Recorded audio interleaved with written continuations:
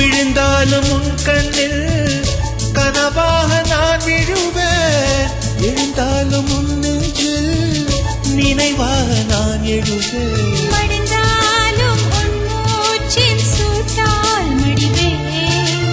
பிறந்தாலும் உன்னையே தான் மீண்டும் சேர்வேன். இனி உன் மூச்சை கடன் வாங்கி நான் வாழுவேன்.